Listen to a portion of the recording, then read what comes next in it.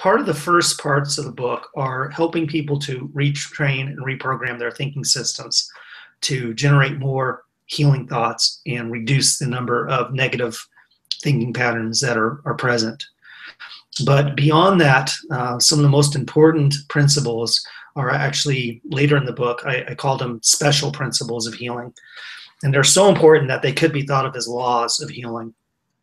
In fact, originally I called them laws of healing. And I mentioned this in the book. But these special principles of healing are something that if we want to heal at the deepest level, meaning we're not just treating the physical part of the disease, we're treating the root of the disease in our psyche and in our emotional bodies. We're really tracking down the heart of the disease and rooting it out. We need to come into alignment, if you would, with these three primary principles. And I'd like to share those. And I encourage people to take these in, take them with you. You know, the book's copyrighted, but these principles are for everybody. So even if you don't buy the book, take these in and share them with your loved ones and share them with anybody you know who's struggling, and certainly make them a part of your life. So the first special principle of healing, and these are all really simple, but that's their beauty, is that in order to heal, the patient must believe healing is possible. You've got to believe that you have a chance here. And if you don't believe that you have a chance, then what you're doing is you're fighting against your own belief system. You're fighting against your mind, which is the most powerful thing in your universe. You are a little universe. I'm a little universe. We all have our little universes here. And your mind is the center of that universe. And your beliefs are extraordinarily powerful. They shape your entire experience of life. So if you believe you can't heal, you have to find a way to challenge that belief. Draw that belief up into your consciousness and challenge it, however it comes about. And that goes for diseases that we believe we cannot heal because they're chronic, and diseases that we may believe are terminal. It's equally applicable to both situations. And, you know, I want to just insert this here. We know that the human body doesn't last forever. Okay, I accept that. But to the extent that we are not at the point where we are ready to leave this world, we'll all reach that point, but if we're not there yet, all things can be healed. So keep that in mind. If you're at the point where your current incarnation on this earth, what I call Earth School, is done, nothing's going to be of assistance. Nothing's going to help. But in the vast majority of cases, of course, that's not where we're at. So first of all, challenge any beliefs to the contrary of whether or not you can be healed. I just have a question about that. I'm like, raise my hand. So, well, it is Earth School, so I got to raise my hand. Yeah, good point. If you are truly done here on this planet, I imagine that there wouldn't be fear about leaving.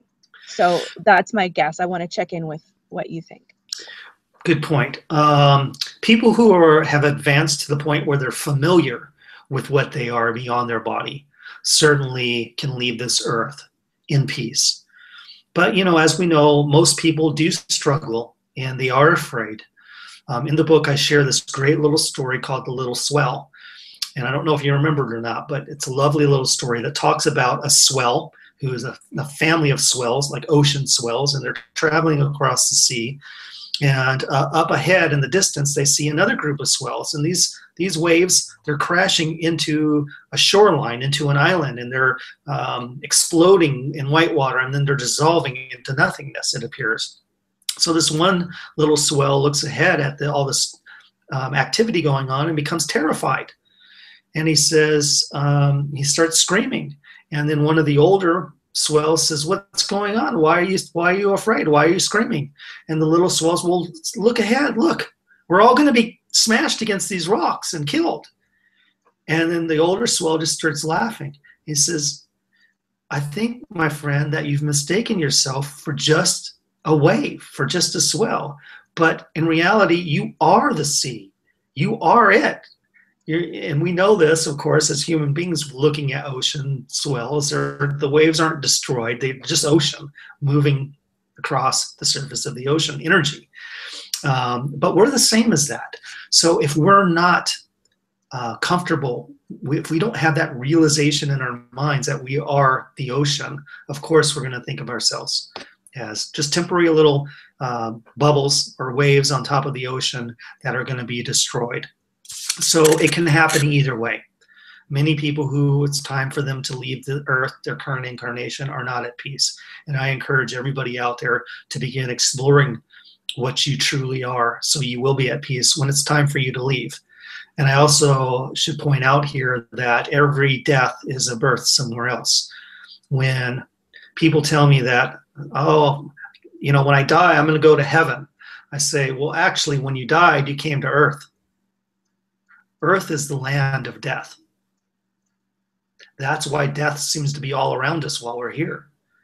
In quote unquote heaven, nirvana, whatever you want to call it, there is only continuous life. So, every death is a birth somewhere else. And I could go on and on talking about this, but I think I guess we should get through the other two principles that I really want to share. So, special principle of healing number 2 is, in order to heal, the patient must want to heal at all levels.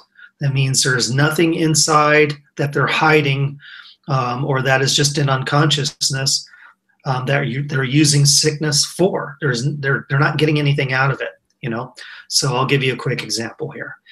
When I was young, and I know a lot of people had this experience, I remember being sick once, and my mom came in and she gave me all this attention, and I got ice cream, and I was able to stay home, and I watched cartoons all day, and I was showered with all this kind of attention. Now, for me, it didn't really matter because I felt loved outside of that experience. But what happens if you don't? What happens is we may develop long-term patterns where we use sickness just to get attention. And we may not even know we're doing it. In most cases, you probably don't. Or, there are a variety of things, and I cover these in the book as well. There are a variety of things, but what we need to do is really get down and dirty and dig within our consciousness and see if we're using sickness for any particular purpose. We need to raise that into our awareness and challenge it and realize that whatever we're getting from that is not what we would have. It's not worth it, in other words, and let it dissipate. And the third law here that I'd like to share is, in order to heal, the patient must feel he or she deserves to heal. Deserves to heal. And this cuts straight to the root of the cause of so much of our distress. And that cause is, I've already mentioned it, guilt. Guilt is the most destructive of all emotions that we deal with. It is anger turned around and driven in and used against ourselves. So it may be guilt that's attached to something we've done in the past and we haven't forgiven ourselves for, or it may just be residual guilt that seems to be a part of our ego structure. In either case, we once again need to dig into our consciousness and our subconsciousness and see if there's any sense of guilt lingering there. And if we do find that, we need to challenge it and forgive ourselves for whatever it is that we happen to think maybe we're not worth healing for. So we need to let go of all that stuff.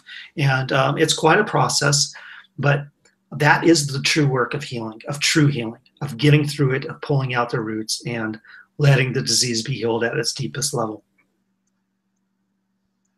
Oh, that's so awesome. Wow. Tobin Blake, The Healing of Jordan Young, a 21st century spiritual guide to health and healing. And you can get this anywhere books are sold, but Tobin specifically before the show requested that people go to their local bookstore and support that industry, because it is we need those local bookstores. Yes, You're going to yes, miss them yes. when they're gone. Yeah, and they're really struggling, folks. So